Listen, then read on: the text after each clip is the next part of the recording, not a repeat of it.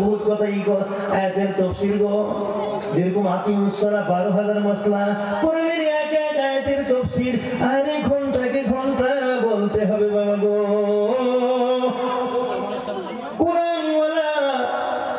কোরআনের লেকচার বাবা গো যারা নাকি শুনবেন তারা আল্লাহর মাহবুব হয়ে যাইবেন, মনে রাখেন। যারা মা বাবার খেদমত করবেন বাবা গো, আল্লাহ পাক কবুল ওয়াল হজের সওয়াব আপনাদের আমলনামা আমাদের আমলনামা লিখে দেব। কোন সুবহানাল্লাহ। যে হজ করতে গেলে আরে আমাদের কয় মাস সময় লাগে, কত লাখ টাকা লাগার পরেও আমাদের হজ হয়। সেই হজ কবুল হইল বলে কেউ করতে পারবে না। কোন মুফতি মুহাদ্দিস কোন ওলি আল্লাহর কোয়ার ক্ষমতা নাই যে আমার হজ কবুল হয়ে গেল। আমি আলিম হয়ে বলি বাবারা রে, তোমরা মনে রাখো মা বাবার খেদমত যদি করো রে বাবা, কবুল বলে হজের সওয়াব আল্লাহ তোমাদের আমাদের আমলনামায় লিখে দেব। গো সুবহানাল্লাহ। বাবা গো আরেকটা কথা বলি, বাল্লিগু আন্নি ওয়ালা আয়া, একটা কথাও জানলে তোমরা পৌঁছায় দিবা, আমরা দিব সবাই গো ইনশাআল্লাহ। সোনার বাবারা কেউ নামাজ পড়ে না বাবা গো, তোমরা মনে রেখো ওই বাবাকে যদি হাতে ধরে পায়ে ধরে তুমি যদি নামাজি বানাইতে পারো বাবা গো, কোন মুফতি মুহাদ্দিস বলতে পারবে না আমার নামাজ কবুল হইল। তুমি ওই বাবাকে হাতে ধরে কয়া কয়া হারে পায়েও ধরে যদি তুমি নামাজে আনতে পারো বাবা, তোমার কবুল ওয়ালা হজের সওয়াব তোমার আমলনামায়, কবুল ওয়ালা নামাজের সওয়াব তোমার দান করবো। গো সুবহানাল্লাহ। সোনার বাবা গো, কেন তুমি তাকে হাতে ধরলা, কেন পায়ে ধরলা? আল্লাহ সিজদা করার জন্য, ওই হাত ওই পাও ধরার জন্য। ওই হাত তোমাকে জান্নাতি হাত বানাই দেব। গো সুবহানাল্লাহ। বাবা গো আমরা আজকের থেকে এই তাবলীগ আমাদের আহলে আমাদের ভিতরে করবো ইনশাআল্লাহ, ইনশাআল্লাহ, ইনশাআল্লাহ। বাবা গো শোনা গো, কোরআন থেকে বলি আমরা ধনী হওয়ার লেকচার হযরত আবু বকর, হযরত এক সাহাবী নবী সাল্লাল্লাহু আলাইহি সাল্লামের নিকটে গেছেন। নিকটে যায় বললেন, হুজুর গো আমি বহুত গরীব, আপনি একটা আমল শিখিয়ে দেন। একদম শর্ট করে বলছি, बाबा अमल ने वाला अमल से बनता है जिंदगी, बगैर अमल से कुछ भी नहीं। जार जन्य बसकांदी हुजूर रहमतुल्लाह अलैहि যখন মরেন বাবা গো, বহুত মানুষ কান্দিছিলেন, তাই কবি কয় দেখেন, এমন জীবন করিও গঠন মরিলে হাসিবে কাঁদিবে ভুবন। আমার হুজুরের বাবা গো মরার পরে হিন্দু মানুষরা পর্যন্ত কান্দিছে, কই চিল্লায় সুবহানাল্লাহ। বাবা গো আমল নেওয়া লাগবে, আমল নিয়ে যাওয়া লাগবে। একটু শোনেন আপনারা, আমরা বহুত মানুষ গরিব, হাসানা নাই। আল্লাহর নবী সাহাবী যখন যায় বলল, হুজুর গো আমার এত গরিব, আপনি একটা আমল শিখাই দেন, আমাকে যেন আল্লাহ রুজির রাস্তা খুলে দেয়।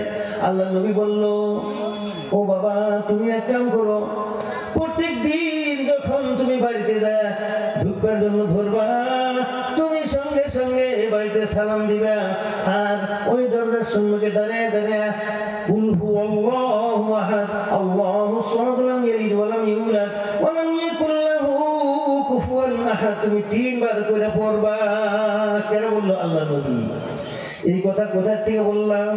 আল্লাহ কোরআনের ভিতরে বলতেছেন, সূরা নূরের ভিতরে বলেন, ফাইজা দাখালতুম বুয়ুতান ফাসাল্লিমু তাহিয়াতাম মিন ইনদিল্লাহি মুবারাকাতান তাইয়্যিবা। তোমরা যখন নিজের বাড়িতে যাইবে রে, তোমরা যাওয়ার আগে সালাম দিয়ে ঢুকো। সালাম দিলে কি হবে? আল্লাহ তাবারক তাআলা কয়, তাহিয়াতাম মিন ইনদিল্লাহি মুবারাকাতান তাইয়্যিবা, আমি আল্লাহ তাআলা পাক বরকত তোমার জন্য খুইলা দিব। কোন সুবহানাল্লাহ। অর্থাৎ ধনী হওয়া আরম্ভ হবো, ধনী।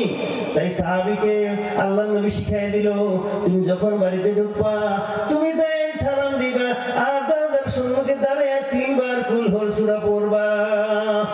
সূরা ইখলাস 3 বার করে করে ঢুকে অল্প দিনের ভিতরে ওই সাহাবীকে আল্লাহ এত মাল দেওয়া আরম্ভ করলো, ওই মাল ধরার জায়গা নাই। চিল্লায় এখন সুবহানাল্লাহ।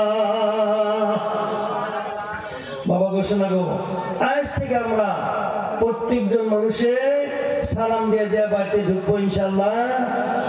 হ্যাঁ, আর 3 বার করে কুলহুর সূরা পড়ে ঢুকবে। 3 বার কুলহুর সূরা পড়লে 1 কোরআন খতমের সওয়াব চিল্লা এখন সুবহানাল্লাহ। তাই বাবা জানেরা, আমি তো ওয়াজ তোরে বাবা মাত্রই শুরু করছিলাম, বহুত বহুত ওয়াজের কথা ছিল, বলতে পারলাম না। আল্লাহ তাবারক তাআলা যদি তৌফিক দান করে কোনদিন ইনশাআল্লাহ বলবো। একটু দুরূদ শরীফ পড়ি। আল্লাহুম্মা সাল্লি আলা সাইয়্যিদিনা মাওলানা মুহাম্মদ ওয়া আলা আলি সাইয়্যিদিনা মাওলানা মুহাম্মদ। আল্লাহুম্মা সাল্লি আলা সাইয়্যিদিনা মাওলানা মুহাম্মদ ওয়া আলা আলি সাইয়্যিদিনা মাওলানা মুহাম্মদ। আমি শেষ করছি। এই দুরূদ শরীফের 2-3টা কথা বলবো, আপনারা একটু শোনেন। बाबा जान এইদিকে এইদিকে লক্ষ্য করেন, এইদিকে इधर देखिए, उधर जो भी हो रहा है होने दीजिए, आप लोग इधर सुनिए, सुनें। এইদিকে আসো, এইদিকে শোনো। এই বাবারা শোনো, এই বাবা আমার লক্ষ্য করো। দরুদ শরীফ বেশি বেশি করে পড়লে আল্লাহ পাক বরকত দিব, ধনী হইবা, ধনী হইবা। এই বাবা শোনো, দরুদ বেশি করে পড়লে তোমরা বই বরকতি ছেড়ে যাইবো, বরকত আল্লাহ দিব। সবাই কও আমিন।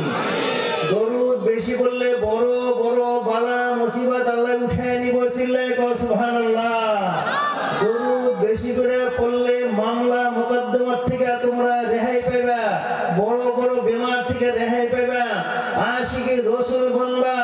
এ বাবারা দরুদ বেশি করে পড়লে তার গুনাহ মাফ হয়, বাতিনি চক্ষু খুলে যায়, আশিকে রাসূল হইবা, নবী খুশি হব, আল্লাহ খুশি হব, আল্লাহ রহমত দিব, বরকত দিব, শান্তি দিব। আল্লাহ পাক তার উপরে নজর রহমত দিয়ে দেখবো, চিল্লায় কও সুবহানাল্লাহ। দরুদ যারা বেশি বেশি পড়বা গো বাবা, দরুদ বেশি পড়ার বিনিময়ে তার জন্য আল্লাহ নবী সাল্লাল্লাহু আলাইহি সাল্লাম খুশি হয়, তাকে স্বপ্নে দেখার আরম্ভ করব, চিল্লায় কও সুবহানাল্লাহ। যাই হোক, আমার মানে সভাপতি সাহেবের আদেশকে মানা জরুরি, যেহেতু আমরা সকলে মিলা ওনাকে সভাপতি বানাইছি। ওনার আমরা কথা না মানলে বেয়াদবি হব। আল আদব জুন্নাতুল নাস, আল আদব খায়রুম মিনাজ যাহাব ওয়াল ফিজ্জা। আদব সোনা চাঁদির থেকে বেশি মূল্যবান। কাজে আমার বয়ান এইটুকু শেষ করলাম। ইলমে মারিফতের কথা, এমন এমন মারিফতের কথা রে বাবা, যে মারিফতের কথায় আমাদের সংসারে বরকত হয়, আমরা আল্লাহর ওলি হইতে পারতাম। যাই হোক বাবা জানেরা, আল্লাহ কোনোদিন তৌফিক দিলে আপনাদের সম্মুখে এই সম্পূর্ণ কথা, এই বিষয়ের কথা ইনশাআল্লাহ বলবো। তবে আমি এক কথাই শেষ দিছি, আপনারা বাবা গো, আলিম সারা পীরের আপনারা হাত ধরবেন না। কিন্তু আপনাদেরকে বলছি, যে পীর আলিম না, আলিমের সঙ্গে উঠা বসা চলাফেরা, আলিম তার বন্ধু, আলিমদের সঙ্গে বন্ধু, সেই পীর বেশক ঠিক আছে। যে পীরের আলিমের সঙ্গে টাচ নাই, সম্পর্ক নাই, কোরআন হাদিস জানা নাই, আপনাদেরকে অনুরোধ রাখি, পীর চিনবার জন্য পীরের হাতিয়ার হলো কোরআন হাদিস। পীরের 1 নম্বর শর্ত হলো হাদিস কোরআন।